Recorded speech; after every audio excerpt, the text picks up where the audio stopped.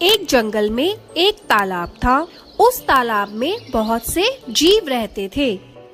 वही तालाब के पास एक वृद्ध बगुला भी रहता था, जो कि बहुत बूढ़ा होने के कारण मछलियों का शिकार करने में असमर्थ हो गया था और अक्सर उसे भूखा ही रहना पड़ता था। एक दिन जब बगुला तालाब के किनारे बैठा था, तब उसे एक तरकीब सूझी और बगुले ने जोर जोर से रोना शुरू कर दिया। बगुले को रोता देख एक केकड़ा तालाब से बाहर आया और बगुले से पूछा, क्या हो गया है बगले, क्यों रो रहा है पगले तू?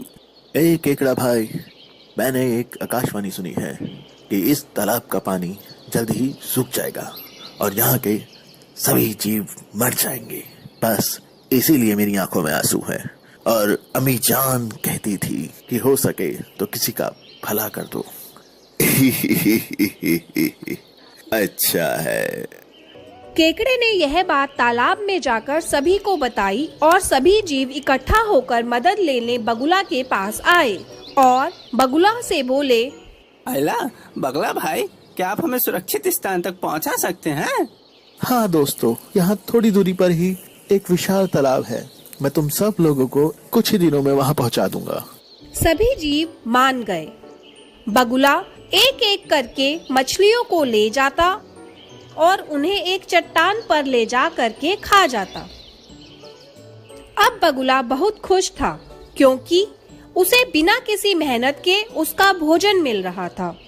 यह सब कुछ दिन चलता रहा।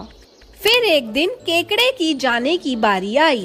केकड़ा बगुले की पीठ पर बैठ गया और बगुला भी उड़ चला। कुछ दूरी पर केकड़े ने बगुले से पूछा, क्यों बगुले, खुश तो है ना मछलियाँ वहाँ? तू ले जा रहा है मुझे जहाँ। बगुला सोचने लगा कि अब इसे सब सच बता ही देता हूँ, क्योंकि इसे भी अब मैं खाने ही वाला हूँ। नहीं बच्चे, मैंने तो झूठ कहा था। ऐसा तो कोई तालाब है ही नहीं। और हाँ, जो मछलियाँ मैं ले गया था वो सारी मछलियाँ मेरे पेट में खुश हैं और अब तू भी वहीं जाने वाला है।